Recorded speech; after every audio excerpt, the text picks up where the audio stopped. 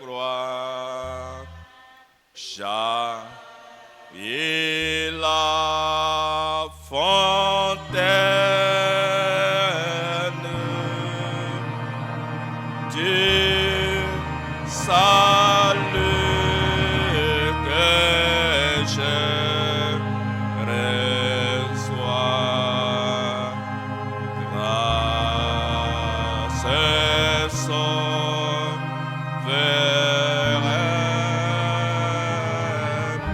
Sainte Croix,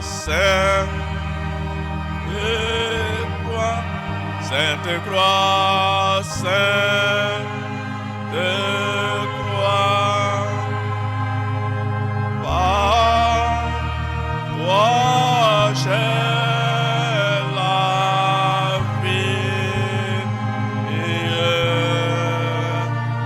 c'est dans le sang de la croix que je me confie.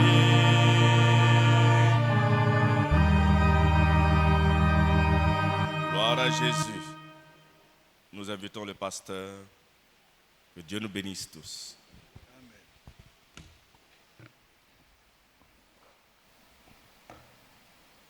Seigneur Jésus, nous sommes heureux d'être dans ta maison. C'est ici que tu nous bénis. C'est ici que nous trouvons la joie, la vraie joie.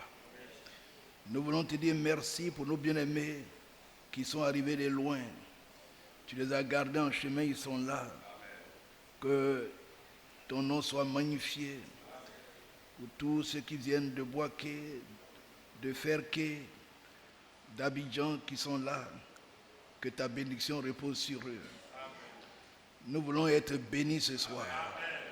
Viens et bénis-nous. Bénis celui qui va parler. Bénis ceux qui vont écouter. Et que tu donnes qu'au sortir d'ici, tous nous puissions te glorifier. Dis ce soir, notre Dieu nous a bénis. Purifie mes lèvres, purifie mon être tout entier, purifie aussi l'assemblée et dirige-nous, conduis toutes choses au nom de Jésus-Christ. Béni Désiré, l'ennemi a voulu le faire asseoir, mais il est debout. Nous sommes heureux. Mbassigué aussi, l'ennemi a voulu le clouer à Boaké, mais il est debout. Clouer sa femme, mais elle est debout. Nous voulons te dire merci pour ce que tu prends soin de nous chaque jour. Tu prends soin de nous, tu prends soin de nos familles, de nos petits-enfants. Tous nous sommes dans le creux de tes mains. Nous te disons grand, grand merci. Viens et bénis ce moment au nom de Jésus-Christ. Amen. Restons une minute debout ensemble. Une minute. C'est Ézéchiel 34.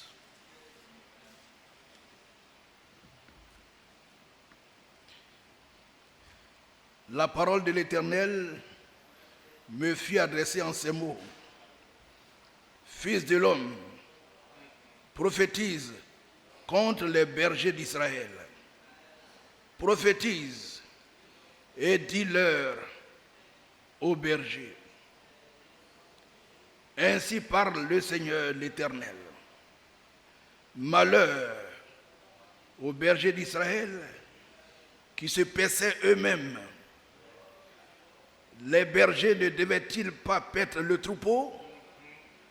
Vous avez mangé la graisse. Vous vous êtes vêtus avec la laine. Vous avez tué ce qui était gras. Vous n'avez point fait paître les brebis. Je vais m'arrêter là pour l'instant. Seigneur, notre Dieu, notre Père, viens nous aider. Nous avons besoin de ton secours, car nous sommes à la fin.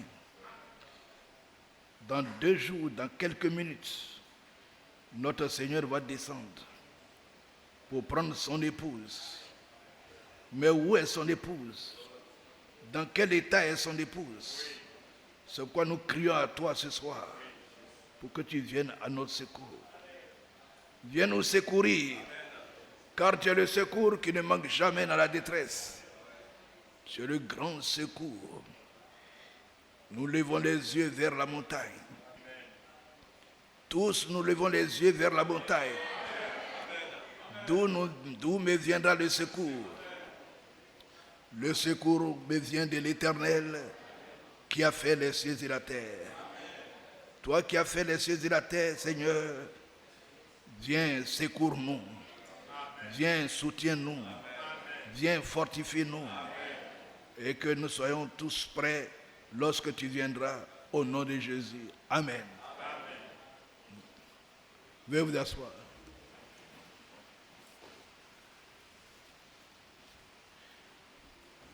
Nous allons parler des faux bergers. Je voudrais encore saluer tous nos bien-aimés qui sont là. Amen. Le Rwandais. Alléluia est arrivé. Saluer nos frères qui viennent de Ferké, Sévérin, Séguéla aussi. Voilà. Séguéla est là, Abidjan est là. Tout le monde est là. Nous voulons saluer au nom de Jésus. Amen.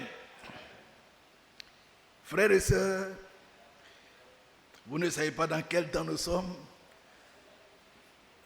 Nous vivons les temps les plus difficiles de l'histoire de l'Église. Et donc, ce que je voudrais vous demander, en tant que votre frère, en tant que l'avorton de tous, veillez et priez. Amen. Que vous veillez, vous priez. N'abandonnez pas cette activité dans vos maisons. Veillez et priez. Car l'ennemi est dans une colère indicible. Il cherche qui va attraper, qui va dévorer. Veillez et priez afin de ne pas tomber dans la tentation. Le Seigneur ici s'adresse aux bergers. Amen. Dans l'Église, il y a des gens que Dieu a choisis pour entretenir l'Église, pour entretenir le peuple. C'est à eux que Dieu s'adresse. Et c'est le prophète Ézéchiel, par sa bouche, que Dieu parle.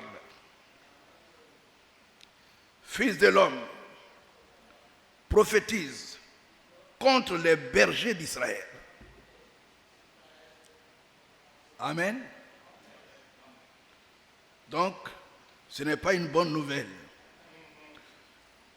Quand on dit prophétise contre quelqu'un, c'est que ce n'est pas une bonne nouvelle. C'est une mauvaise nouvelle. Prophétise contre les bergers d'Israël. Les bergers que moi j'ai choisis pour s'occuper de mon peuple. Prophétise contre eux. Prophétise et dis-leur aux bergers. Ainsi parle l'Éternel. Ainsi parle le Seigneur, l'Éternel. Malheur aux bergers d'Israël. Oh, frère, vous entendez un peu? Malheur aux bergers d'Israël qui se paissaient eux-mêmes. Les bergers ne devaient-ils pas paître le troupeau? Voici la question que pose le Créateur. Le Dieu qui a créé les cieux et la terre vous pose une question, à vous tous.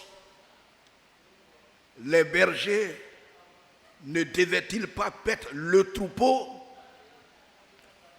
Que font-ils? Au lieu de paître mon troupeau, que font-ils?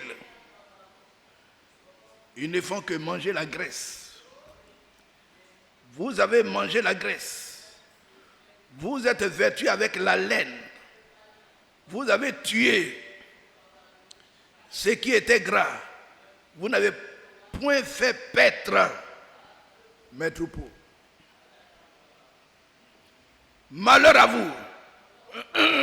M'excusez.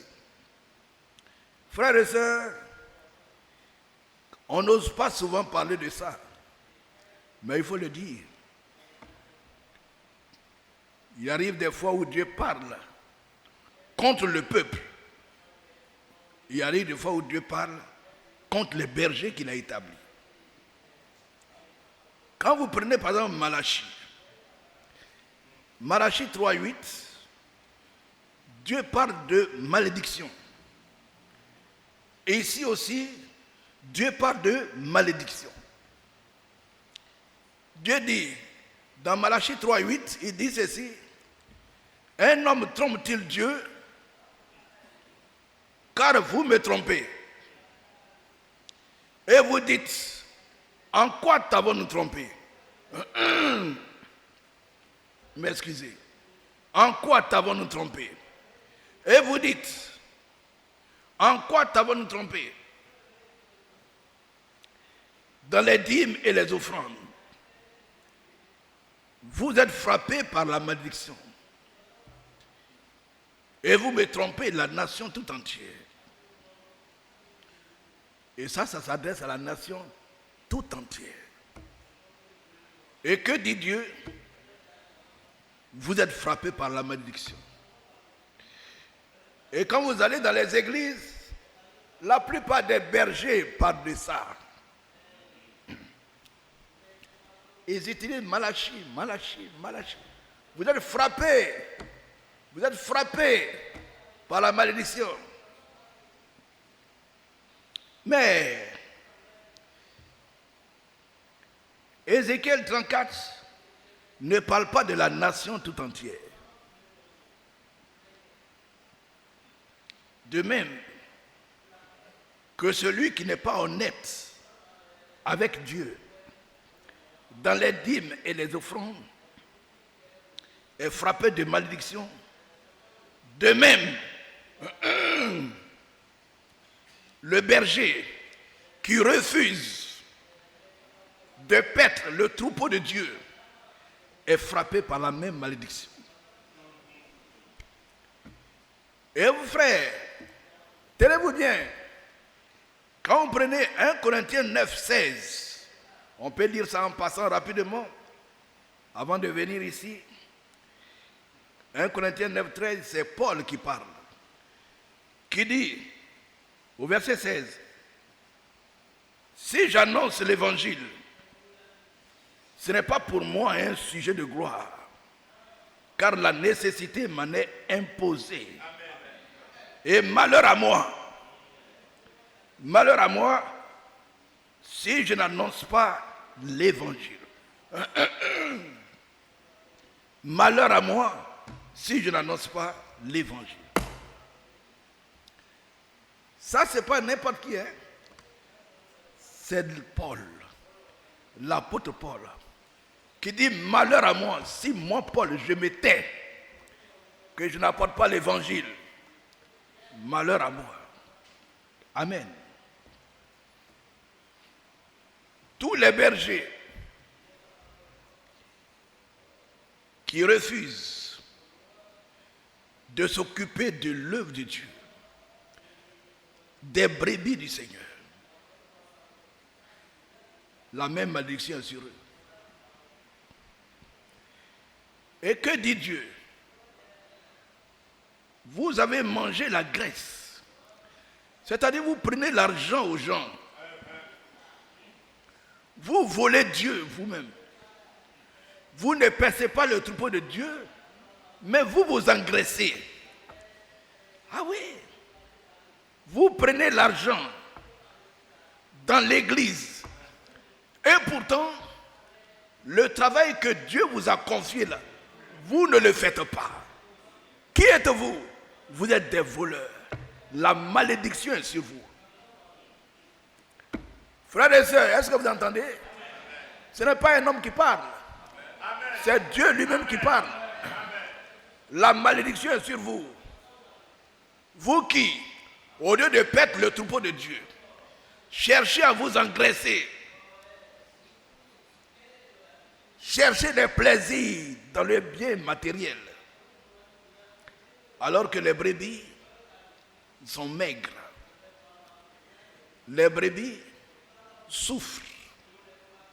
Mais vous avez des embonpoints, vous avez des gros ventres. Et vous vous promenez. Vous n'avez pas fortifié celle qui était faible, guéri celle qui était malade, pensé celle qui était blessée.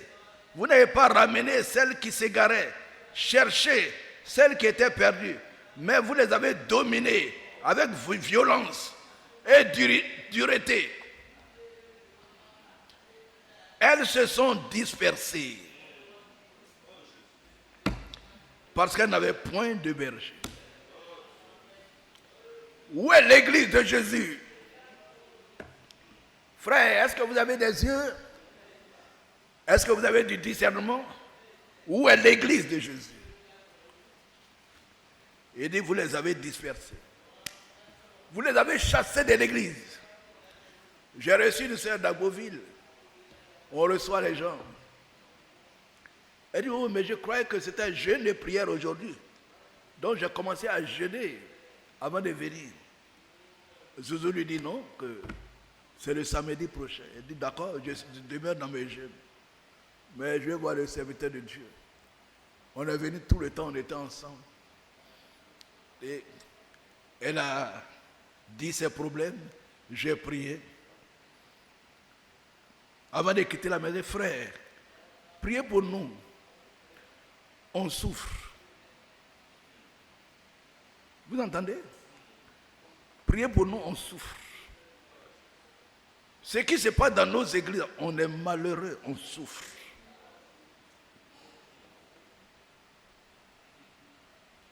Est-ce que vous priez pour nous? Je dis, on fait les jeûnes et prières là.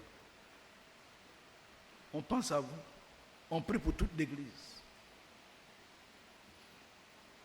La dernière fois là, une femme qui vient de très loin est venue chez moi à la maison. Et elle dit, bon, je vais passer une semaine, quelques jours avec toi. Et le dimanche, elle dit, bon, ah, ma fille, on va aller ensemble à l'église. Et on est allé ensemble. On a fini le culte. On sort, elle me dit, mais ma fille, il n'y a pas de prédicateur dans cette église. Pour que vous veniez pour écouter la radio, il n'y a pas de prédicateur dans votre église. Pour que vous veniez à l'église pour écouter la radio. Elle dit, frère, j'étais malade.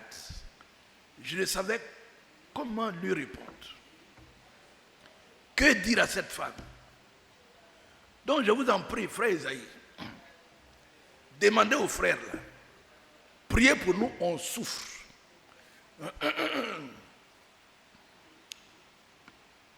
On souffre.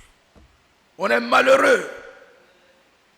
Malheur à vous, berger, faux berger, qui venez vous asseoir.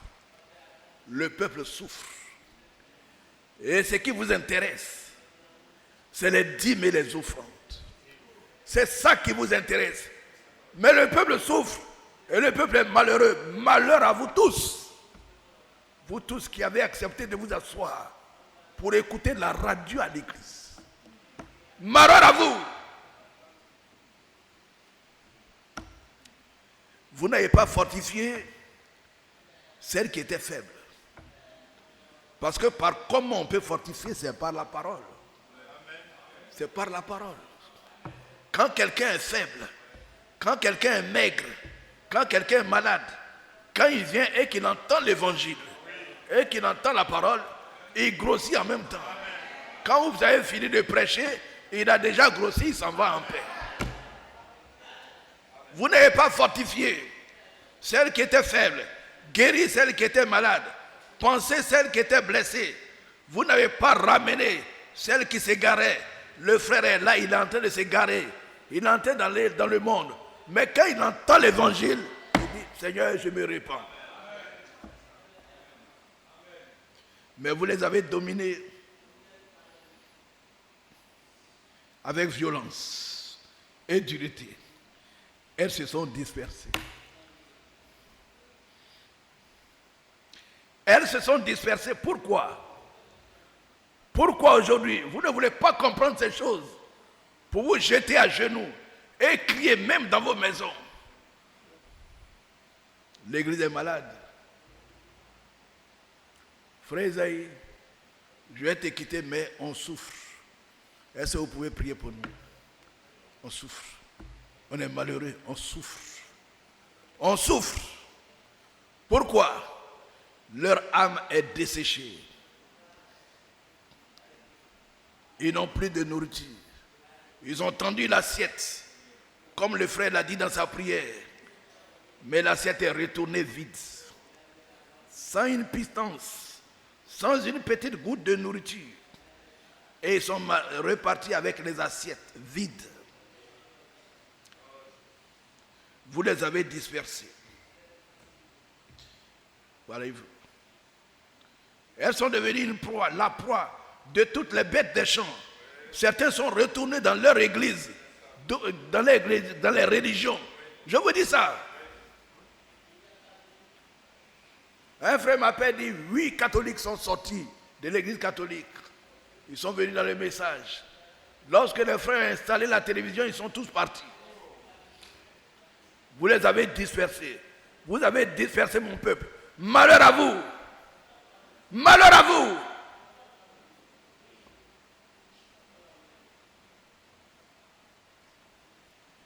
Berger, faux berger. Vous avez refusé de paître mon troupeau. Et vous venez pour écouter la radio.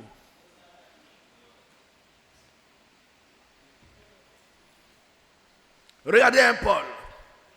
Que dit Paul? Malheur à moi, Paul, si je refuse, si je n'annonce pas l'évangile. Malheur à moi, Paul. Il a croisé Jésus. Il a entendu la voix de Jésus. Mais regardez son cri. Malheur à moi, si je n'annonce pas l'évangile. Voilà. C'est Paul. Hein? Si je n'annonce pas l'évangile. Donc si une nouvelle doctrine vient d'en haut, vient de n'importe qui, pour vous demander de ne pas annoncer l'évangile, sachez que ça ne vient pas de Dieu.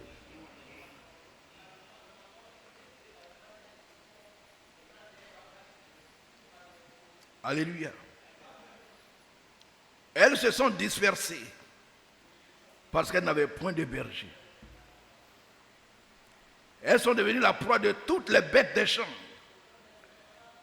Elles se sont dispersées. Les gens se sont dispersés.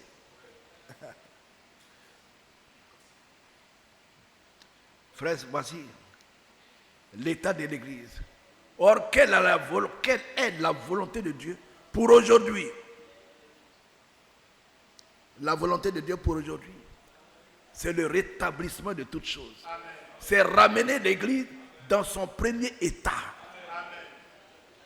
Ah oui? Comme Dieu a ramené Job dans son premier état, en tant que type de l'épouse.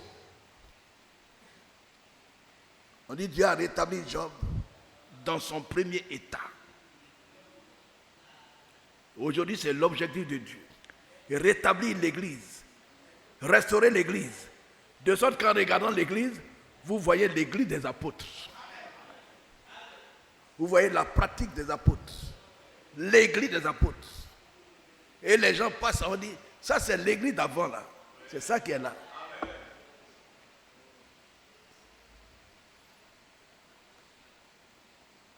Au verset 6.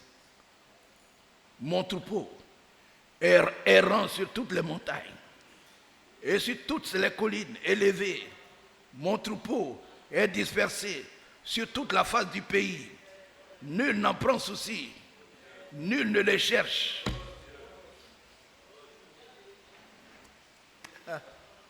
Voilà l'image de l'Église. Frères et sœurs, voici l'image de l'Église. Voici ce qu'on voit l'Église. L'Église. Ce qu'on appelle l'Église. Une Église dispersée. Une Église en souffrance. Alors qu'on a reçu la plus grande nourriture.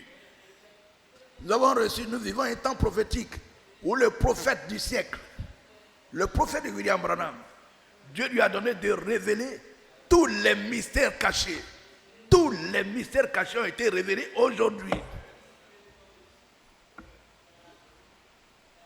Mais pourtant, le peuple est dispersé. Le peuple est errant partout. Le peuple se promène. Amen. Personne n'en prend souci. Nul ne les cherche. Nul ne s'inquiète. Ils sont tous heureux, assis à table, en train de manger.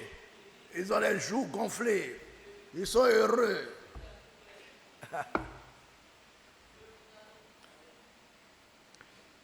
C'est pourquoi, au verset 7, berger, écoutez la parole de l'Éternel.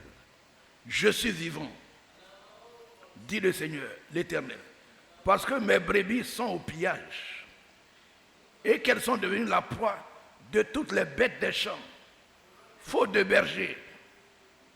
Parce que mes bergers ne prenaient aucun souci de mes brebis et qu'ils se paissaient eux-mêmes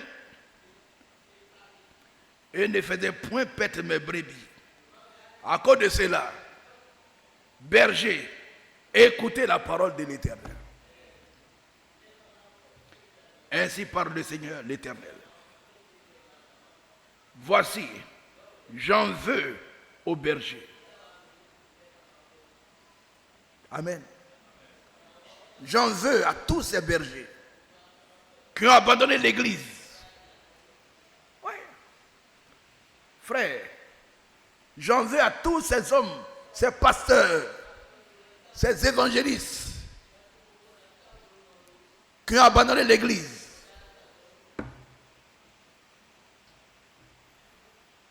Je vous en veux, dit le Seigneur.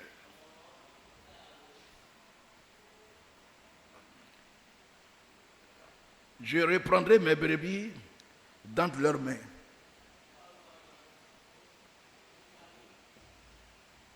Je vais reprendre mes brebis moi-même.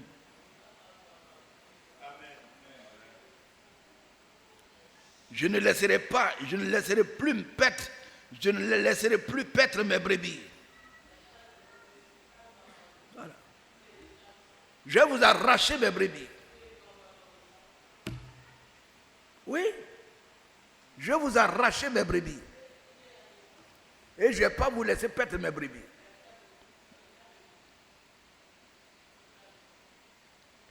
Et ils ne se paîtront plus eux-mêmes. Je délivrerai mes brebis de leur bouche. Et elles ne seront plus pour eux une proie. C'est fini. Car ainsi parle le Seigneur l'Éternel. Voici, j'aurai soin moi-même de mes brebis. Voici la parole qui nous réjouit. J'ai dit, sœur, prends courage. Mais le Seigneur même va prendre soin de ses brebis. Il va arracher, dégager tous ces faux bergers et prendre soin de ses brebis. Est-ce que vous le croyez? Vous verrez ça avant l'enlèvement. Dieu va mettre de côté tous ces faux bergers, avec leurs idoles, avec leurs radios. Je vous le dis. Et vous voulez qu'on se taise. Vous n'avez pas pitié, les gens ne souffrent pas dans vos oreilles. Nous, les gens souffrent dans nos oreilles. Ouais. Les gens ne vous appellent pas pour dire quelque chose. Mais nous, on ne dort pas. Frère, on souffre. Frère, on souffre. Frère, on est malheureux. On souffre. Mais Dieu a sauvé ce qu'ainsi. Je vous dis, Dieu a sauvé l'église de Sikessi. Dieu a sauvé Sikessi. Ne regardez pas Esaïe. C'est Jésus qui a arrêté ici. Parce que si Dieu ne m'avait pas révélé cela, j'allais être le premier à installer tout ça ici. Mais Dieu a révélé que c'est faux, que ça ne vient pas de lui. Très tôt le matin.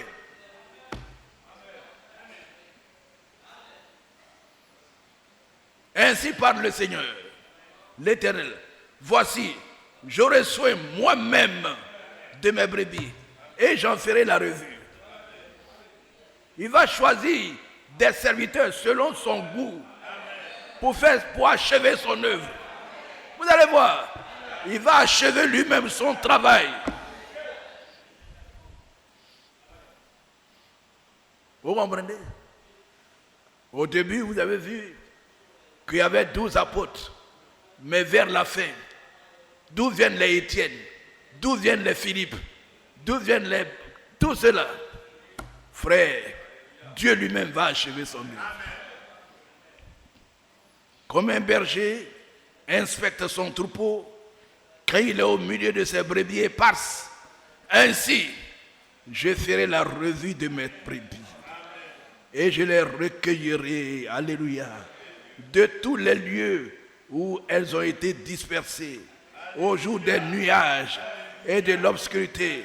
Nous vivons quoi? Le temps des nuages et de l'obscurité. Nous vivons dans l'obscurité totale. Le message était la lumière et tout le monde courait. Tous ceux qui sont venus sont des catholiques, ils sont des méthodistes, ils sont des baptistes. Mais aujourd'hui, aucun n'oserait venir ici. Pourquoi? À cause de la religion. Oui. Et nous vivons quel temps? Le temps des nuages et de l'obscurité. Un grand nuage a envahi le message. Une grande obscurité se trouve où? A envahi l'église. L'obscurité.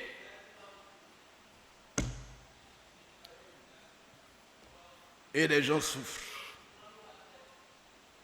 Les gens souffrent. Frères, on souffre. On souffre. On souffre. Et les gens souffrent à cause d'un homme. À cause d'un homme. Et quand je vois ces serviteurs de Dieu qui ne savent pas ce que c'est que Dieu, ils ne savent pas dans les bras de qui Dieu a laissé l'église. Dieu a laissé l'église dans les bras de Jésus lui-même. Je vous enverrai le Saint-Esprit. C'est lui qui conduira cette église. Ce n'est pas un homme. Ce n'est pas un homme. Vous voulez un homme. Vous voulez un roi. Samuel a dit aux enfants d'Israël, vous voulez un roi comme les nations. Samuel, ce n'est pas toi qu'ils ont rejeté. Mais ils ne veulent plus que je les conduise. C'est tout. Ils ne veulent plus que moi, le Dieu qui les a fait sortir, ils ne veulent plus que moi je les conduise. Laisse-les choisir un roi comme les nations. Vous voulez une dénomination comme les nations. Moi, je vous donne une dénomination.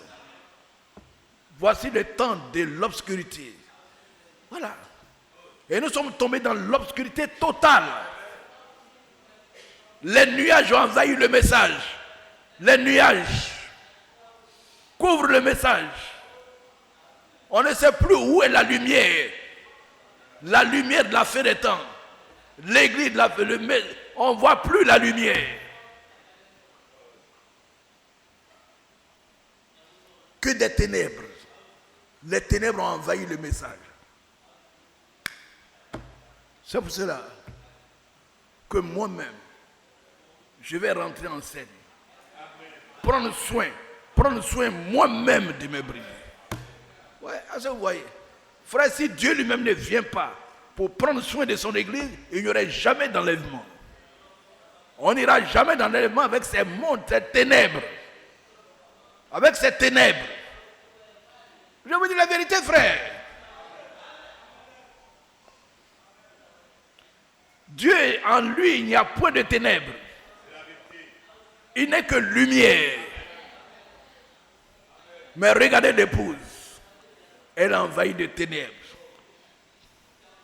Dans les jours de nuages et de l'obscurité, ont dispersé l'église. Et elle me dit, frère, est-ce que vous connaissez un frère tel? Lui, il a préféré partir. Il est parti. Il était le nom. Il a quitté, il est parti. Vous comprenez? Vous ne voyez pas? Ce qui vient de Dieu ne disperse pas. Ce qui vient de Dieu rassemble. Mais quand vous voyez quelque chose qui est en train de disperser, en train de détruire, créer des soucis, des murmures, ça ne vient pas de Dieu. Ça vient d'un homme.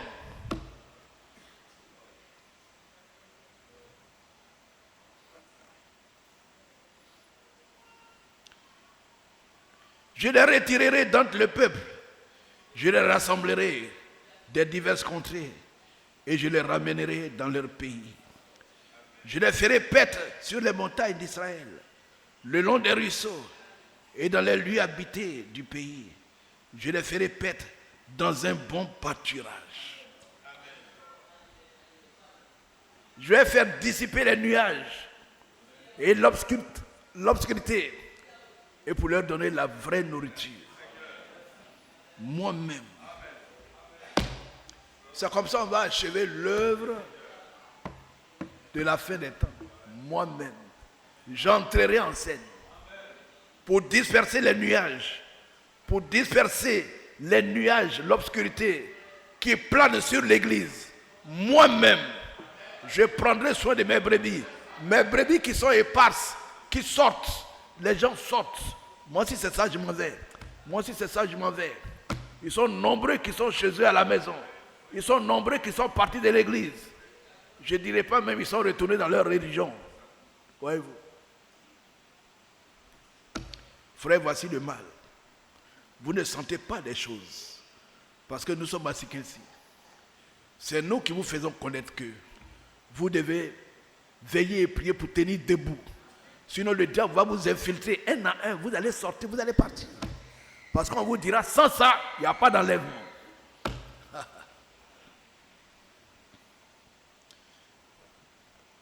Amen.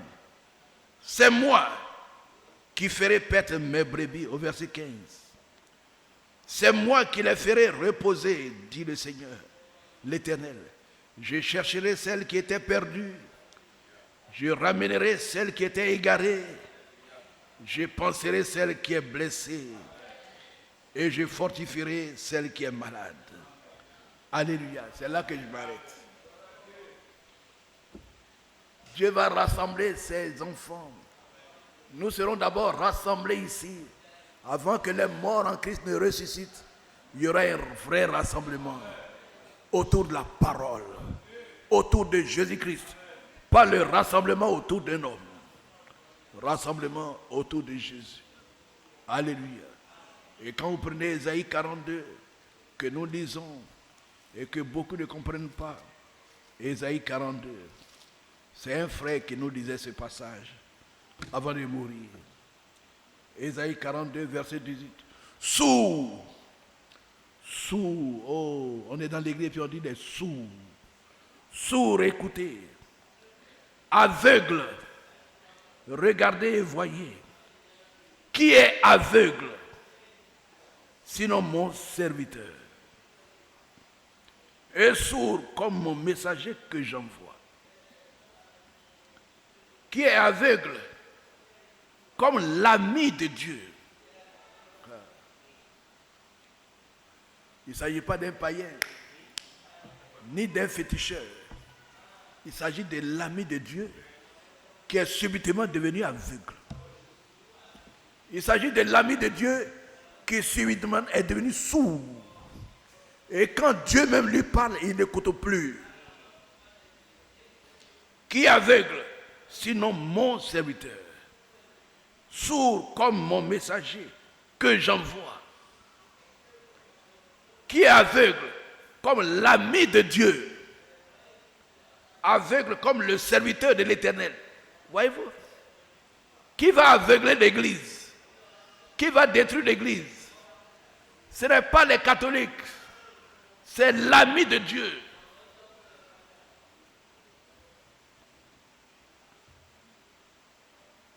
Tu as vu beaucoup de choses, mais tu n'y as point pris garde. On a ouvert les oreilles, mais on n'a point entendu. Je vous ai parlé dès le matin, mais vous n'avez point voulu m'écouter. Voyez-vous? Tu as vu beaucoup de choses, mais tu n'y as point pris garde. Et on a ouvert les oreilles, mais on n'a point entendu. Donc les gens, ils ont des yeux, mais ils ne voient pas. Ils ont des oreilles, mais ils n'entendent pas. Qui est sourd, plus sourd que mon serviteur? L'Éternel a voulu, pour le bonheur d'Israël, publier une loi grande et magnifique. Et c'est un peuple pillé. Voilà. Un peuple pillé et dépouillé. On les a tous enchaînés dans les cavernes, plongés dans les cachots. Vous voyez les frais du message. Non, frère, c'est la prison. Quand ils parlent, vous sentez qu'ils sont en prison. Ils sont dans les cachots. Mais ils sont aveuglés, frère. On ne peut pas comprendre. C'est un esprit qu'on n'a jamais vu dans le monde. Jamais vu. Quel aveuglement. Quel égarement.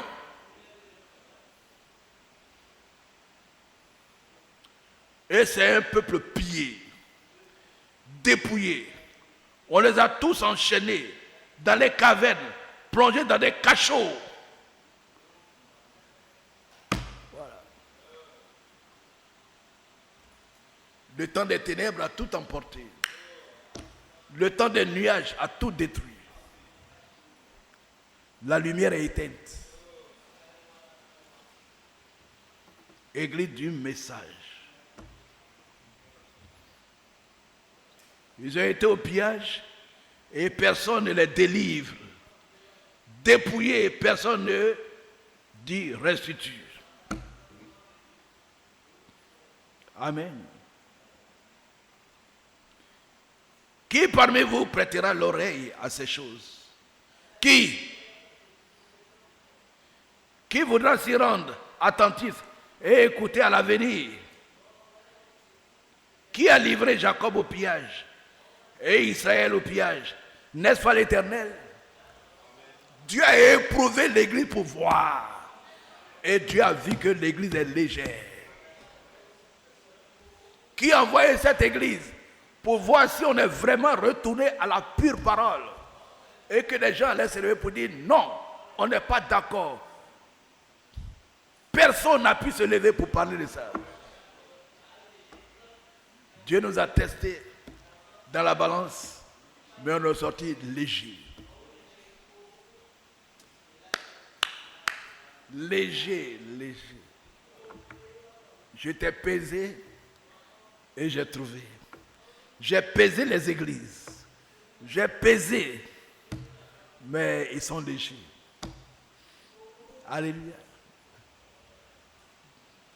Qu'est-ce qui arrive sans que Dieu l'ait ordonné? Dieu a dit installez ces choses, je vais voir. Ceux qui disent message, je vais voir leur comportement. Voici le comportement. Ils ont des cargos de télévision qui s'installent dans les villages.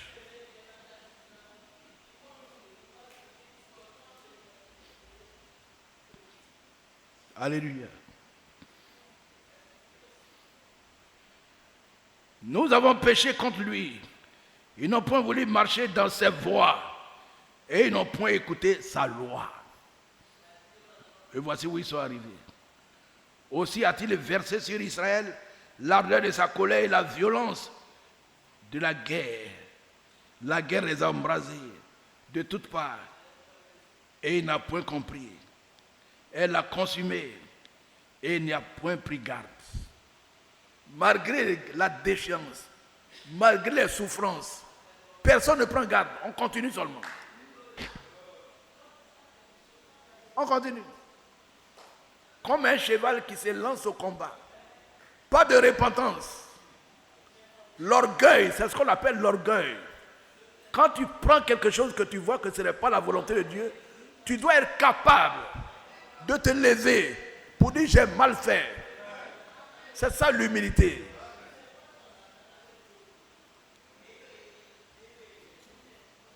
Alléluia. Que Dieu vienne à notre secours. Et quand on prend Jean 10, le Seigneur aussi, le bon berger, il dit moi-même, je vais prendre, il va nous arracher tout. Jean 10, 11. Je suis le bon berger. Le bon berger. Le bon berger donne sa vie pour ses brebis. Mais le mercenaire, qui n'est pas le berger, et à qui n'appartiennent pas les brebis, voit venir le loup, abandonne les brebis et prend la fuite. C'est ce que nous voyons aujourd'hui. Les gens sont épars partout. Oh, on souffre, les gens souffrent. Ce n'est pas leur problème. Ce n'est pas leur problème. Ce n'est pas leur problème. Que vous souffriez ou pas, que l'église soit mal à l'aise, ce n'est pas leur problème. Oh. Mais le mercenaire, qui n'est pas le berger, et à qui n'appartiennent pas les brebis, voit venir le loup, abandonne les brebis et prend la fuite. Et le loup les ravit et les disperse. Le mercenaire s'enfuit parce qu'il est mercenaire et qu'il ne se met point en peine des brebis. Je suis le bon berger. Amen.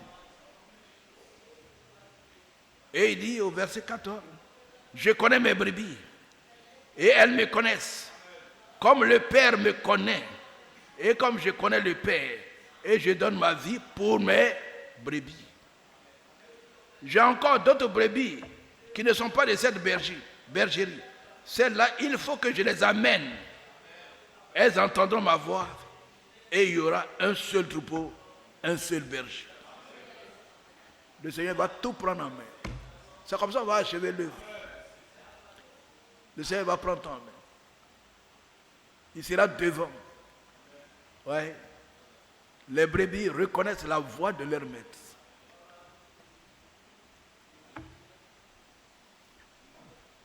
Le faux berger.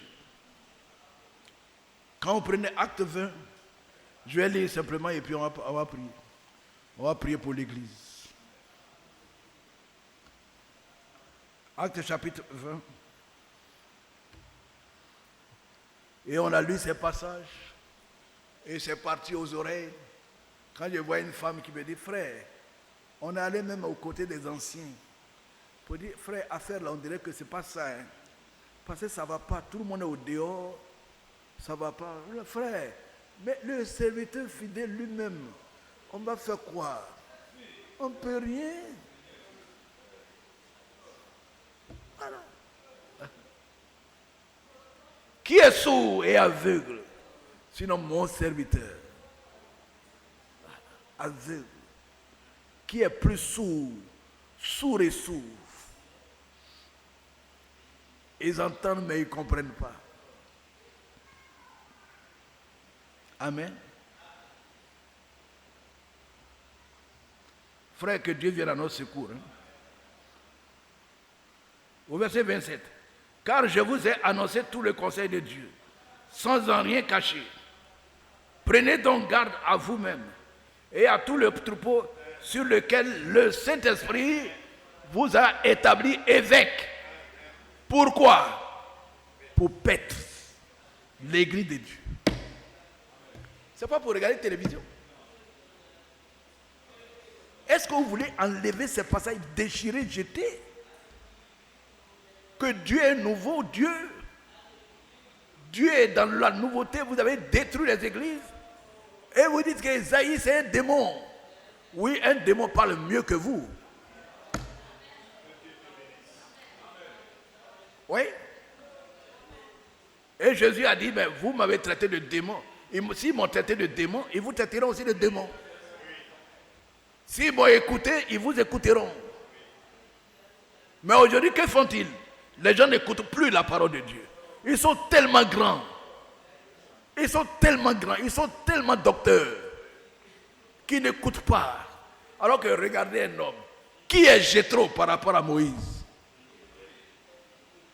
Qui est Jéthro par rapport à Moïse? Dieu a-t-il un jour révélé quoi à Jéthro? Hein? Par rapport à Moïse, à qui Dieu parlait bouche à bouche. Mais qui est Jéthro? Qui est Jéthro? Mais Jéthro allait s'asseoir devant un homme à qui Dieu parle bouche à bouche. Et cela est écrit dans la Bible. Les paroles de Jéthro. Et Moïse a suivi les conseils de Jéthro. Qui êtes-vous pour vous élever au-dessus de Dieu lui-même? Vous vous élevez au-dessus de Dieu. Vous ne pouvez pas entendre. Mais Dieu peut utiliser n'importe qui pour vous parler. Afin de vous humilier. N'importe qui. Un avorton pour vous parler. Jéthro appelle Moïse, dit Moïse, mais tu vas mourir. C'est pas comme ça la gestion d'un pays. Voici comment tu dois faire. Et Dieu dit à Moïse, prends note. Jéthro n'était pas prophète. Il n'avait pas été mandaté. Mais sa parole est écrite dans la Bible. Qui êtes-vous? Vous ne voulez pas vous repentir? Vous voulez tuer l'église? Vous voulez tuer l'église de Jésus? L'église pour laquelle il a versé son sang, qui êtes-vous? Qui êtes-vous?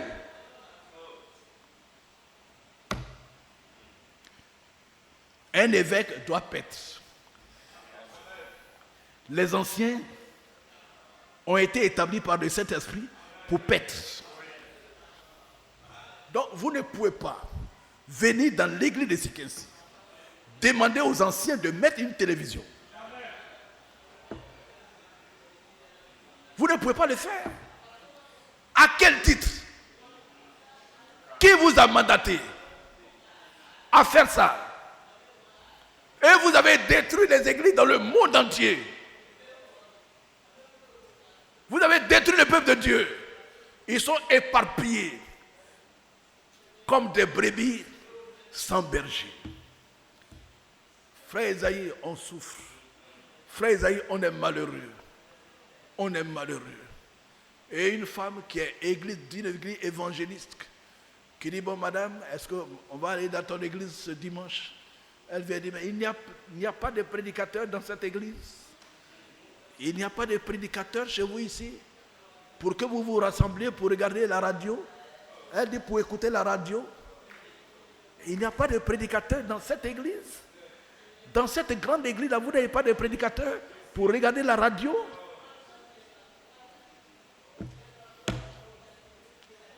Pourquoi? C'est ça que vous ne connaissez pas, ce qu'on appelle l'orgueil. C'est ça l'orgueil. C'est ça l'orgueil. C'est-à-dire à ce niveau-là, descendre pour dire j'ai mal fait là. On ne verra pas ça. Il persévère dans ce qui ne vient pas de Dieu. Il persévère et il cherche à convaincre. Il cherche à convaincre dans les interventions, il cherche à convaincre les gens. Avancez, continuez. C'est ça qui est juste. Allez-y. Au lieu de faire marche arrière pour sauver ceux qui sont encore vivants. Vous avez été établi pour perdre l'église de Dieu. Donc ici, là, Esaïe n'est pas là. Il y a des gens qui sont là, désirés. Voici Mbassidji. Ils sont là. Même si ceux-là, ils ne sont pas là, Dieu va susciter quelqu'un à l'église. Tout de suite. Pour se mettre là. Parce que quand l'église est ensemble, il y a quelqu'un qui doit prendre le livre et puis se tenir debout. Et Dieu est capable, à l'instant d'une seconde, de susciter un frère, le pousser, le mettre là. Et il va parler, vous allez dire, mais c'est le même esprit qui est là.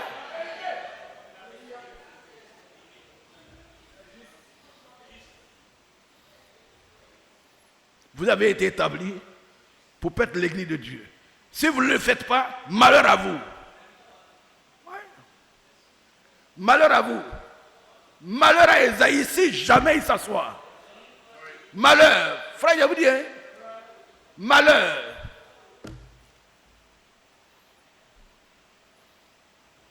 Malheur à Désiré s'il dit, moi je m'assois pour regarder, pour écouter la radio. Malheur à Bassiguier. Malheur. Le Saint-Esprit nous a établis pour vous donner la nourriture. Et c'est pour cela qu'on revient sur ces choses pour que votre conscience soit éveillée. Pour ne pas dormir. Pour retourner dans les couloirs. Parce que le diable il rôde. Le diable il rôde. Il cherche qui va dévorer. Faites très attention. Faites très attention. Parce qu'il y a parmi nous des gens qui sont très mal raffermis. Ils ne sont pas encore forts. Ils sont... Oui, nous aussi on ne comprend pas. On ne comprend pas. C'est la même, on ne sait pas. Pourquoi ils sont là toujours. Moi, même si c'est ça. C'est ça même, je vais faire ma télévision. Si c'est ça. Voilà. C'est pour vous, on crie. Pour ne pas que vous tombiez dans ça. Restez debout. Jésus est avec nous. Je vous ai établi pour nourrir le peuple et non pas pour vous asseoir. Quelqu'un qui est établi, il doit travailler. Il doit travailler. Il ne doit pas être assis. Il ne doit pas être assis. Le frère me disait, il y a un monsieur, un serviteur de Dieu, lui, ça fait 3 mois il est à Abidjan. Son église est là-bas. Ça fait 3 mois il est à Abidjan. On va au village, on ne peut même pas faire 2 semaines. On court pour venir. Pourquoi? On a été établi pour ça. Jusqu'à ce que Jésus vienne. Seule la mort. Voilà. Vous avez été établi évêque pour paître. Notez, paître. Paître, c'est pas pour paître. L'église de Dieu. Qui a dit ça? C'est Paul. C'est l'apôtre Paul. Il est passé, il dit, je vous ai établi. Vous avez été établi pour faire ce travail. Voici le rétablissement de toutes choses. C'est pour cela qu'on a quitté les religions. Pour revenir à la pratique des apôtres. À la vie des apôtres. À la doctrine des apôtres. C'est pour cela qu'il y a eu Malachie 4. Sinon, il fallait qu'on reste dans nos dénominations. Si les dénominations étaient meilleures, il fallait nous laisser là-bas. Mais pourquoi? Elles sont mortes. Elles sont atteintes d'une maladie incurable. Il fallait sortir de toutes les dénominations pour avoir la vie. Et vous venez faire du message une dénomination. Mais qui êtes-vous? Qui vous a ensorcelé? Vous n'entendez rien. Vous avez des oreilles pour ne pas entendre. L'église de Jésus souffre. Mais ils ne savent pas ce qui se passe sur le terrain. Descendez sur le terrain. Nous, on est sur le terrain. Nous, on est sur le terrain. Nous, on n'est pas à l'étage. On est en bas. Et les gens courent vers nous. Les gens courent vers nous.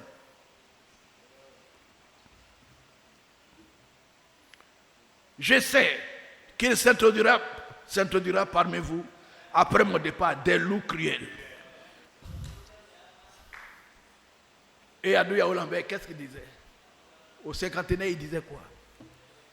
Il dit, le frère Barnowski, avant de partir 3 fois, en pleurant, il dit, faites attention, des loups vont venir détruire cette église. Des loups ravisseurs. que ce que nous avons déposé là, faites attention. Il y aura des gens qui vont détruire ça. Le frère Banowski, sa photo est sortie l'autre jour ici.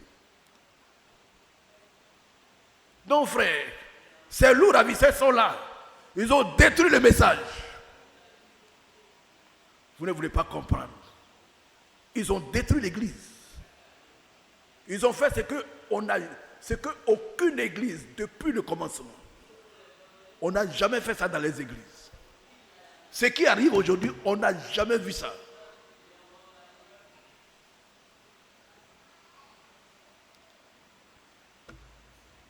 Et il y a des gens qui disent qu'il ne faut pas parler. Frère, il faut garder doucement. Il faut aller doucement. Frère, les gens meurent. Vous connaissez le prix d'une âme? Vous connaissez le prix d'une âme? Le budget de la Côte d'Ivoire ne peut pas payer une seule âme. Tout le budget de la Côte d'Ivoire. J'ai dit du monde. Voilà, merci. Le budget. Une âme. Connaissez-vous le prix d'une âme? Connaissez-vous le prix d'une âme? Et pour nous sauver, il a fallu que la mort, Dieu lui descende. Vous ne savez pas ce que ça veut dire? Regardez la valeur du sang de Dieu. Ce n'est pas le sang d'un homme. Ce n'est pas le sang d'un Abidi, ni d'un Baoulé, ni d'un Allemand. Le sang de Dieu lui-même. Pourquoi Dieu est-il descendu? C'est à cause du prix. C'était un grand prix. Vous avez été racheté à un grand prix. Oh! Et vous voulez jouer avec ça? Et vous voulez détruire l'église? Et vous voulez qu'on se taise? On ne se taira pas. On va crier jusqu'à la dernière minute. On va crier jusqu'à la dernière minute. On ne va pas laisser détruire le reste. Parce qu'il y a un reste. Il y a un reste qui est là. Vous n'allez pas détruire ce reste. On ne vous laissera pas le faire. Vous avez détruit tout le monde. Et les gens viennent. On est fatigué dans nos oreilles. Vous dormez, mais moi on m'appelle. Vous dormez, vous avez le temps de dormir. Vous avez le temps de dormir. Et voici Zouzou. Avant les réunions, on a combien de réunions? Combien de personnes qui viennent? Je passe toujours par Zouzou. Zouzou ouvre le bureau. Pour qu'ils sachent ce qui se passe, le défilé ici. Ouais. Des loups crièrent. Ils n'ont jamais été mandatés. Parce que frère, quand Dieu vous a mandaté sur un troupeau là, vous souffrez avec le troupeau. Vous souffrez.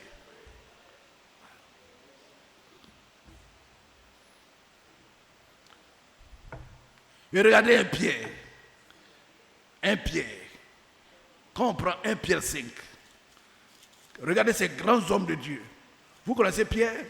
C'est à lui que Dieu a donné la clé du royaume. Je te donne les clés. Ouais. Regardez Pierre. Aujourd'hui, tout change. Tout change. Et vous êtes d'accord qu'on change la Bible devant vous. Vous des anciens. Vous êtes d'accord qu'on change la Bible devant vous. 1 Pierre 5. Voici les exhortations que j'adresse aux anciens. Frère, vous croyez les anciens? Vous jouez avec les anciens? Paul, avant de quitter Éphèse, il a réuni les anciens. Oui, ce sont les chefs du village. Ils sont là pour entretenir, pour veiller les anciens. Et quand il y a eu des problèmes à Jérusalem, sur des faux prédicateurs, si vous n'êtes pas circoncis, ceci, cela, on a réuni les anciens pour examiner ces choses. Voici les exhortations que j'adresse aux anciens qui sont parmi vous. Moi, ancien comme eux. J'ai dit, mais tiens, Pierre, apôtre, toi aussi tu es ancien. Voilà. C'est ça l'humilité. Moi, votre collègue. Il dit qu'il est le collègue des anciens. C'est le collègue. On fait le même travail. Comme Paul l'a dit à Apollos. Apollos et moi, nous sommes égaux. Qui peut prononcer cette parole aujourd'hui? Qui est le serviteur qui va dire Ésaïe et moi on est égaux? Non, ça il est trop descendu par terre. Mais Paul l'a dit à Apollos. Et Pierre le dit aux anciens. Moi, ancien comme vous, je suis aussi votre collègue.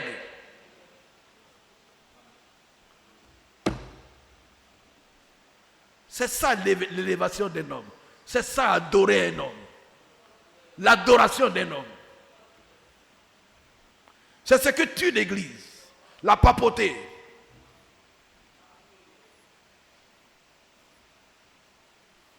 Voici les exhortations que j'adresse aux anciens qui sont parmi vous. Moi, ancien comme eux, témoin des souffrances de Christ et participant de la gloire qui doit être manifestée. Qu'est-ce qu'il dit? Percer. Le mot paître sort. C'est ce qu'Ézéchiel criait. Il faut crier, ils doivent paître.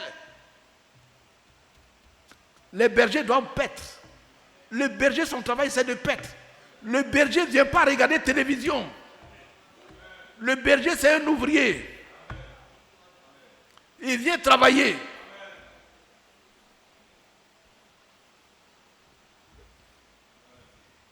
Paissez le troupeau de Dieu qui est sous votre garde. Il y a un frère qui appelle le frère Désiré. Frère Désiré, je ne comprends pas. Ma femme là, elle dit qu'elle ne va plus à l'église. Elle dit, je ne vais pas à l'église. Je ne vais plus là-bas. Il dit, à quoi? Votre télévision, moi, tant que vous n'avez pas, je ne vais plus là-bas. Je préfère rester à la maison. Regardez ce qui se passe. Ils ont troublé les foyers, troublé l'église, troublé tout. Allez leur dire ce qui se passe. Pourquoi vous faut enlever la télévision dans les écoles? On lui a fait le compte rendu des échecs. Il a dit, je regrette, on a déposé des milliers de milliards avec la cartelle. Retirez-moi cette télévision. Il faut être descendu. Ils sont tous descendus pour dire, retirons les télévisions dans les écoles. Des écoles. Ils ont reconnu leurs erreurs. Vous ne reconnaissez pas les erreurs. C'est maintenant les conteneurs de télévision viennent au port pour aller dans les campements. Vous n'avez pas honte? Vous n'avez pas honte? Prenez ces milliards pour construire au moins des temples. On va vous applaudir. C'est avec les machines que vous allez faire la publicité de Jésus. Jésus! Qui vous a dit ça? Et vous ne voulez pas écouter. Et ceux qui ont eu la révélation pour aller contre ces choses, vous devez remercier Dieu. Amen. Que de les condamner aussi. Paissez le troupeau de Dieu. Perdre le troupeau, c'est quoi? Perdre le troupeau, là, ça veut dire quoi? Allez prendre le dictionnaire pour regarder. Le berger qui doit perdre, là, ça veut dire quoi? Vous avez vu les bergers passer ici, non? Vous avez vu les bergers avec leurs animaux, là? Où ils vont? Ils cherchent un bon pâturage. Amen. Ils cherchent un bon pâturage. Nous aussi, quand on est assis dans nos chambres, là, on cherche un bon pâturage pour vous conduire pour la nourriture.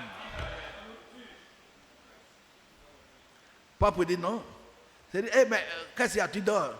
Oui, je dors. Comme il y a la télévision, bon, demain il y a écoute, donc je peux dormir. Demain il y a écoute. Ouais, écoute. Regardez les Écritures. Si vous ne voyez pas quelque chose dans les Écritures, là, ne prenez pas ça. C'est le temps aujourd'hui, là. Vous dites, qu'est-ce que Dieu fait aujourd'hui? Mais je vous dis, aujourd'hui, là, ce que Dieu fait, là, Dieu est en train de rétablir toutes choses. Voici ce que Dieu fait aujourd'hui. Rétablir l'église dans son état premier, comme l'église était avant. C'est le travail de William Branham. Matthieu 10, 17, il dit, il viendra et il rétablira. C'est pour rétablir toutes choses. Donc tous les serviteurs de Dieu doivent intervenir dans le sens de mettre l'église dans l'état premier. Pas créer des nouveautés dans l'église.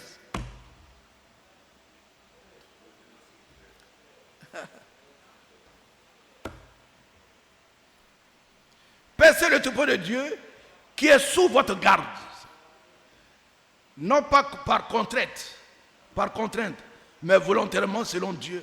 Non pour un gain sordide, mais avec dévouement. Non comme dominant sur eux, sur ceux qui vous sont échus en partage. Et personne n'a droit de dominer sur nous. Oui, il y a des gens qui dominent sur l'église. Vous n'avez pas le droit de dominer sur l'église. L'église, ce n'est pas pour vous. Vous n'avez pas le droit. Oui. L'autorité, c'est la parole de Dieu. Dès l'instant où vous sortez de la Bible, vous n'avez plus l'autorité requise. C'est fini. La parole de Dieu, c'est l'autorité. C'est pourquoi il n'est pas permis à une femme de prêcher. L'autorité, c'est la Bible. Dès l'instant où quelqu'un s'écarte de la Bible, il ne constitue plus une autorité pour nous.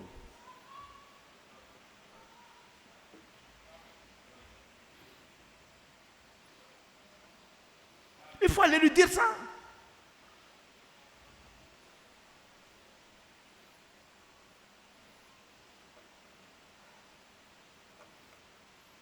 Amen. Non pas comme dominant sur eux, ceux qui vous sont échus en partage, mais en étant les modèles du troupeau. Et lorsque le souverain berger paraîtra, vous obtiendrez la couronne incorruptible de la gloire. Amen. De même, vous qui êtes jeunes, soyez soumis aux anciens. Regardez ce que Pierre dit. Voici ce que Pierre dit. Mais aujourd'hui, les jeunes qui insultent les anciens, qui leur a donné l'occasion? Qui leur a donné l'occasion aujourd'hui pour que les jeunes gens insultent les anciens? Qui leur a donné l'occasion? C'est le ministère du serviteur fidèle. Je vous dis la vérité. Jusqu'en 1980, tous les jeunes gens respectaient les serviteurs de Dieu.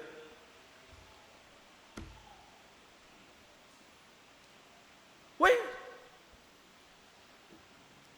Les jeunes gens, Pierre dit quoi? Pierre dit, vous, les jeunes gens, respectez les anciens. Paul aussi dit quoi? Ayez de la déférence pour ceux qui travaillent au milieu de vous. Mais aujourd'hui, on dit quoi? C'est par rapport aux déclarations que les personnes respectent. On dit, lui, il veut faire quoi? Il y a des assemblées, on nous rapporte, des assemblées où quand quelqu'un prêche, les jeunes gens sortent. Quand ils viennent, ils mettent la télévision. Les jeunes gens sortent. Quand il y a quelqu'un qui prêche, eux, ils sortent. Qui leur a dit ça? On leur a dit, c'est ma voix. C'est par ma voix que vous pouvez aller au ciel. Celui qui n'écoute pas ma voix, c'est fini. Qu'est-ce que vous voulez? Et ils ont un enfant. Ils ont entendu.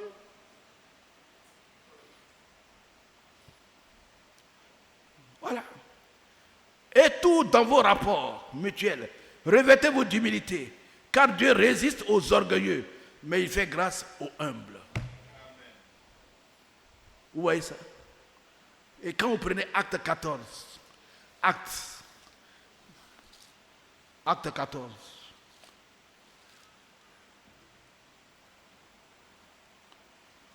le verset 21.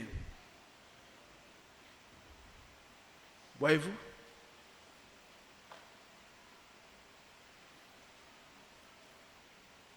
Quand ils eurent évangélisé, Paul et Barnabas, quand ils eurent évangélisé cette ville et fait un certain nombre de disciples, ils retournaient à Lystre, à Icône et à Antioche, fortifiant l'esprit des disciples, les exhortant à persévérer dans la foi et disant que c'est par beaucoup de tribulations qu'il nous faut entrer dans le royaume de Dieu. Il désignait des anciens dans chaque église. Amen. Voici le retour à la parole. Dans chaque église, il doit y avoir des anciens qui sont là pour nourrir l'église. Il n'y a pas un homme qui vient du ciel pour nourrir l'église. Ça n'existe pas. Il faut rejeter ce qui est faux. Vous devez être capable de dire ça, ce n'est pas biblique. Et ils ne sont pas capables d'en parler. Tous ces anciens, tous ces vieux frères, ils n'ont pas le courage de dire ça. Ils se taisent. Vous savez que ce n'est pas biblique. Pourquoi les apôtres, l'apôtre Paul, quand ils ont évangélisé, pourquoi ils ont établi des anciens dans chaque ville? C'est pour quel travail? C'est pour la continuité de l'œuvre. Ils ont fait une œuvre, il faut continuer. Il faut qu'il y ait des gens pour poursuivre l'œuvre. Aujourd'hui, c'est le contraire. Et personne ne peut prendre la Bible et se tenir là pour parler. Dans les églises. Pour rejeter la contradiction. Pour rejeter ces choses. C'est ça qui nous fait mal. Parce que les gens, frère Esaïe, on souffre ici. Frère Esaïe, on souffre. Frère, on souffre. On est malheureux. C'est pas parce qu'ils n'ont pas à manger. Hein. Les gens, ils ont placali, ils ont attiéké, ils ont poulet, ils ont mouton, ils ont tout, ils ont canard, ils ont tout. Mais ils sont malheureux. Pourquoi? À l'église, il n'y a pas de nourriture.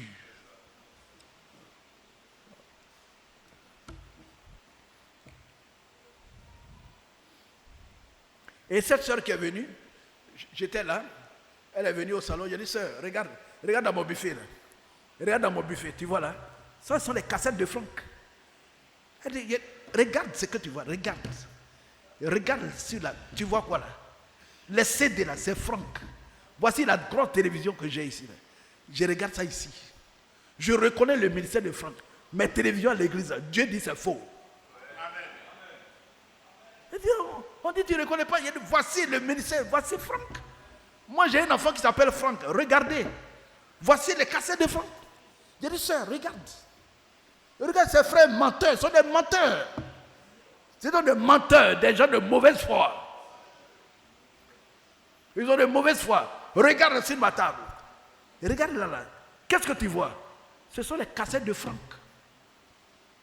Ah bon? Regarde. Pouf là. Soulève la tête. Tu vas regarder dedans. Elle est surprise. Non, il ne croit pas au ministère de Franck. Mais même si vous croyez, vous reconnaissez un ministère, ce ministère est-il au-dessus de la Bible? Un ministère n'est jamais au-dessus de la Bible.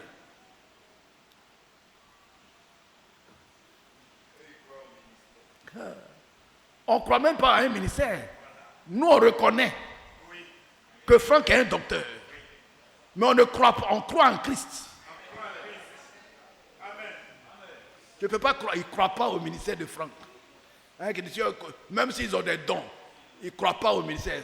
Vous voyez, ils sont allés loin, croire à un ministère. C'est Jésus qui a dit, celui qui ne croit pas en moi. Mais quel est un homme qui peut dire, celui qui ne croit pas en moi?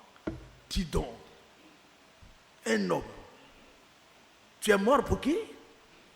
Tu as versé ton sang pour qui?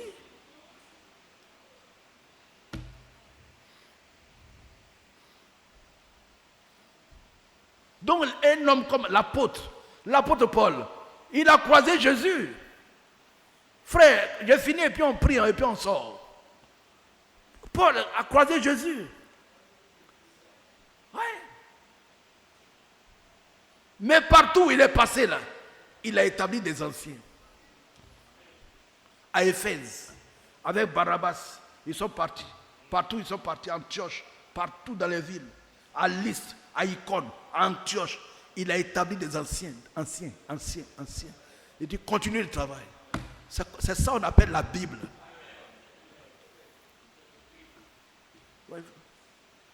C'est ça qu'on appelle la Bible. Voyez-vous? Il n'y a pas un serviteur de Dieu qui est venu ici, en 1972, pour dire que les anciens ne doivent pas paître. Il n'y en a pas. On n'a pas vu ça. Vous comprenez? Mais c'est à la fin, en 2023, qu'on est en train de voir que les serviteurs de Dieu d'une église doivent s'asseoir pour écouter un homme. Et vous ne pouvez pas dire que ce n'est pas biblique. Dites au moins que ce n'est pas conforme aux Écritures. Ils égarent les gens. Il y a des gens qui sont venus chez Edo pour travailler. Il dit, mais chez vous, il y a la télévision. Le jeune homme est dans les rues. Il y a des professeurs qui sont venus, ils veulent venir à l'église, ils sont dans les rues. Ils sont éparpillés.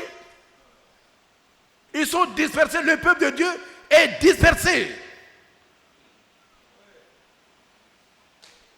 Ils sont éparpillés à cause d'un homme.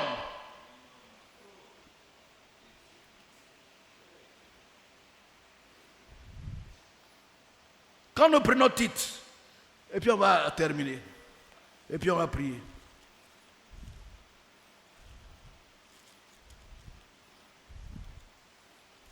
Prenez Tite.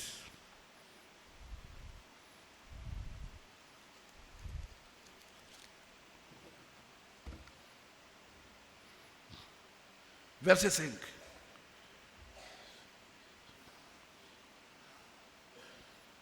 Amen. Paul, le serviteur de Dieu. Paul, verset 5. Tite, chapitre 1, verset 5. Qui parle? C'est Paul, serviteur de Dieu et apôtre de Jésus. Je t'ai laissé en Crète, afin que tu mettes en ordre ce qui reste à l'église. Donc une église, les églises n'étaient pas en ordre. Il fallait laisser quelqu'un derrière lui pour mettre de l'ordre. Et cet homme, c'est Tite. Que dit Paul? Et que selon mes instructions, tu établisses des anciens dans chaque ville. Frère, ça signifie quoi? Et aujourd'hui, à la fin, on doit faire asseoir tous les anciens. Voyez-vous? Et quelqu'un disait à Désiré, ça Désiré aussi souffre. Elle est venue travailler ici, là, et il a des problèmes. Elle dit, quand la télévision finit de passer là, maintenant les gens pour sauver la face, pour arranger un peu les choses, ils veulent faire les commentaires. Quand ils commencent les commentaires, les gens sortent. Le serviteur fidèle a parlé, tu as fait quel commentaire? Ils sont partis. Il n'y a pas de commentaire. Il dit c'est sa bouche. C'est lui qui doit parler. Et puis toi tu as fait commentaire. Quand tu as commencé, allez bon frère, c'est qu'on vient d'entendre. Oh, les gens ils sont partis. Frère, vous ne vivez pas. Il dit, Dieu nous a fait grâce. Dieu nous a fait grâce. Quand j'entends ça, il dit, Seigneur, Seigneur, merci, oh merci. Nous, on ne connaît rien. On était les avortons de tous les frères. On ne connaissait pas l'église. Mais tu nous instruis, ça là, c'est pas bon. Ne prenez pas ça. Ne prenez pas ça. Jusqu'à cette église est en bonne santé. On a encore quelques petits problèmes, mais Dieu lui-même va régler tout. C'est tout. Établis des anciens dans chaque ville. Pour quel travail? Pour qu'à la fin, on trouve que ceux-là, ils n'ont pas été mandatés. Ils n'ont qu'à dire le jour de leur appel. Il faut dire le jour, l'heure. Et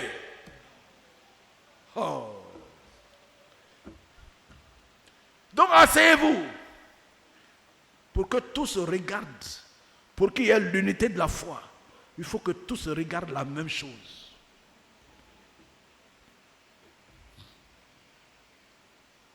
C'est Paul qui donne des ordres pour que dans chaque église, il y ait des anciens. Amen. Donc vous voyez que partout, dans le Nouveau Testament, après la Pentecôte, les apôtres sont allés partout. Ils ont établi des anciens partout où ils sont partis. Il y a eu des anciens dans toutes les églises.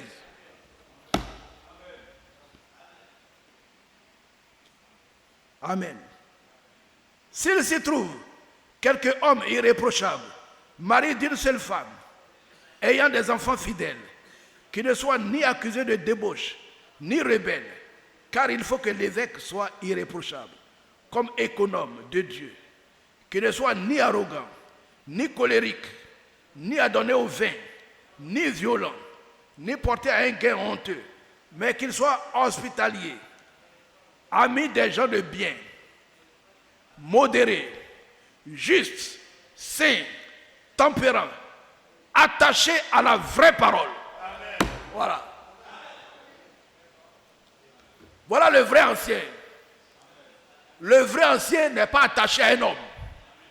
Il n'est pas attaché à un homme. Il ne suit pas un homme. Mais il est attaché à la vraie parole, telle qu'elle a été enseignée. Frère, alors vous voulez quoi? Alors quand vous voyez ça, vous n'êtes pas heureux. Il faut être heureux. Voici, les anciens sont attachés à la vraie parole, telle qu'elle a été enseignée, et glorifier Dieu pour ça. Oui. Que les anciens doivent être attachés à la vraie parole, telle qu'elle a été enseignée, afin d'être capables.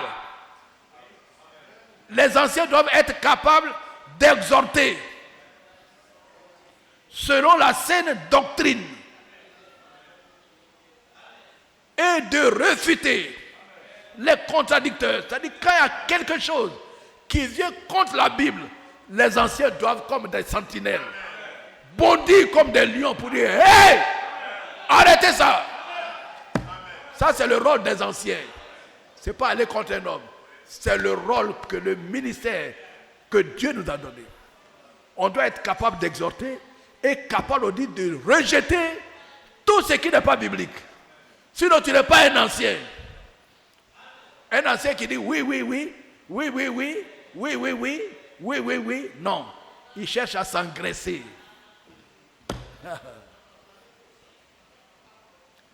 Il doit être capable d'exhorter selon la saine doctrine et de réfuter les contradicteurs. Il y a en effet surtout parmi les circoncis, beaucoup de gens rebelles, parmi les chrétiens, des gens rebelles, de vains discoureurs et de séducteurs auxquels il faut fermer la bouche. Amen. Il faut fermer la bouche à ces gens qui vont contre la Bible à la dernière minute. À la dernière minute de la venue du Seigneur, il faut fermer leur bouche. Il faut fermer leur bouche. Parce qu'ils vont vous tuer. Ils vont vous tuer. Ce sont des tueurs. Amen. Des vains discoureurs. Ce sont des discoureurs éloquents. Mais quand ils prennent la Bible, si tu n'as pas le discernement, tous les suite ils vont t'enrôler. Ils vont te prendre tout de suite pour mettre dans leur cachot. Demain, vous allez en prison. Vous serez en prison. Vous serez emprisonné. Vous et votre femme en prison. Vous allez voir Esaïe, vous allez dire: c'est lui qui passe là-bas. Moi, il ne va plus là-bas. Oh, il va mourir, il sera en enfer. Il sera en enfer. Amen. Donc, on doit fermer la bouche de beaucoup de personnes. Beaucoup de frères, ils font ça là. Ils installent les télévisions. Est-ce qu'ils passent ici? C'est qu'est-ce qu'il y a sur la route, non? Ils vont à Korogo, Buna, Iré, c'est qu'est-ce qu'il y a ici, non? C'est qu'est-ce qu'il y a sur autour. Venez installer. Venez. Ce jour-là, Esaïe n'est pas là. Mbassi n'est pas là. Désiré n'est pas là. Et puis, ce sont les sœurs là. Mais les sœurs vont dire: monsieur, pardon. Ça là, tu viens faire quoi ici? Jetez ça là-bas. Nous, on ne dit rien. Hein. Les sœurs sont là. Les sœurs sont là. Les sœurs là sont là. Hein. Viens mettre la télévision. Tu vas prendre ça, remettre dans ta camion partout. Vous voyez? Vous croyez que Olivier en fait? Olivier a dit: écoutez ce que Esaïe dit. Vous pensez à un homme. Vous pensez à un homme. Regardez celui qui est arrêté là. C'est lui qui parle. Ne regardez pas un homme. Donc notre rôle là, ce n'est pas seulement de prêcher la parole, mais c'est d'être capable de refuter les contradicteurs. Ça c'est le rôle des anciens. Donc les anciens là, vous m'excusez, ne faut pas jouer avec les anciens. Les anciens qui ont été établis par le Saint-Esprit-là, il ne faut pas jouer avec eux. Si tu viens avec quelque chose qui est contraire à la Bible, ils vont te rejeter tout de suite. Ils vont te rejeter. Amen. Il bouleverse des familles entières, enseignant pour un gain honteux ce qu'on ne doit pas enseigner. Ils enseignent pour... C'est l'argent. C'est l'argent, les gains honteux, l'argent, l'amour de l'argent. C'est ça. Ils n'ont pas été mandatés pour faire un travail. Ils n'ont même pas d'assemblée. Ils n'ont même pas d'assemblée. Ils sont pasteurs, mais ils n'ont pas d'assemblée. Un pasteur, il a un troupeau. Un berger, il a un troupeau. Mais ces hommes n'ont pas de troupeau. Soit ils sont dans une église, ils n'ont même pas de troupeau. Ils n'ont jamais fait l'expérience d'une assemblée. Ils n'ont jamais été à la tête d'une assemblée. Mais c'est eux, que font-ils? Ce sont des discoureurs. Il faut les discours. Ne les écoutez pas. Amen. Gloire à Dieu. Frères et sœurs, je voudrais vous dire ceci.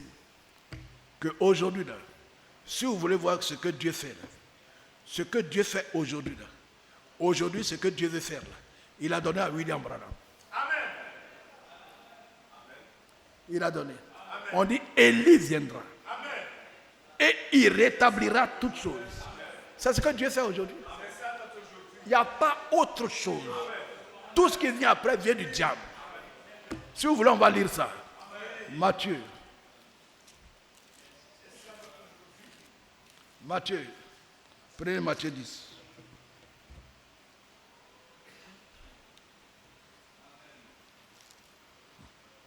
Matthieu 10, 14. Non, c'est 17, pardon. Matthieu 10, 17. Oui. 17, 10. Voilà, 17, 10, voilà, pardon. 17, 10. Voilà. Les disciples lui posaient cette question. Pourquoi donc les scribes disent-ils qu'Élie doit venir premièrement? Il répondit, il est vrai qu'Élie doit venir et rétablir toutes choses. Amen. Mais je vous dis qu'Élie est déjà venu, qu'ils ne l'ont pas reconnu et qu'ils l'ont traité comme ils ont voulu. De même, le Fils de l'homme souffrira de leur part. Les disciples comprirent alors qu'il leur parlait de Jean-Baptiste. Jean-Baptiste n'était pas venu pour rétablir toutes choses. Jean-Baptiste était le précurseur de la première venue de Jésus pour nettoyer la route, déblayer le chemin, pour que Jésus se présente. C'était tout. Mais Élie doit venir pour rétablir toutes choses. C'est William Branham.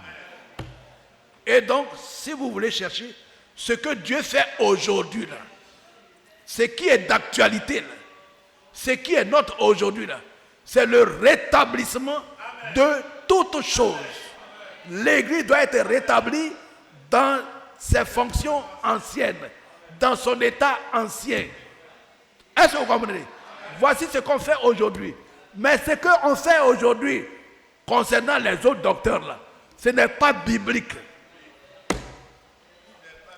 Ce qui n'est pas conforme aux Écritures est à rejeter. Est-ce que vous êtes d'accord? Prions, lèvons-nous ensemble. Lèvons-nous ensemble pour prier.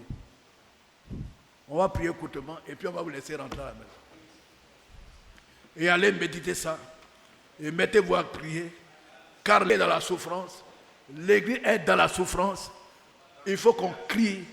Ils sont au pillage. Ils sont dans les cachots. Ils sont dans les souffrances. Il faut qu'on crie. Mais si on vous dit, frère, ce que Dieu fait aujourd'hui. Il dit, mais qu'est-ce que Dieu fait aujourd'hui? Ce que Dieu fait aujourd'hui, on connaît. Ça est dans Matthieu 17, 10. William Branham est venu c'était pour rétablir. On veut voir dans l'église ce qui était au temps des apôtres. On a retourné au temps des apôtres. Donc qu'est-ce que Dieu fait aujourd'hui? Si ce que Dieu fait aujourd'hui, ce que vous faites aujourd'hui, si ce n'est pas dans les livres des apôtres, frère, c'est faux. Frère, est-ce que vous avez compris? Qu'est-ce que Dieu fait aujourd'hui? Dieu est en train de rétablir son église comme au temps ancien. Au temps des apôtres. C'est le retour à la doctrine des apôtres. Le retour.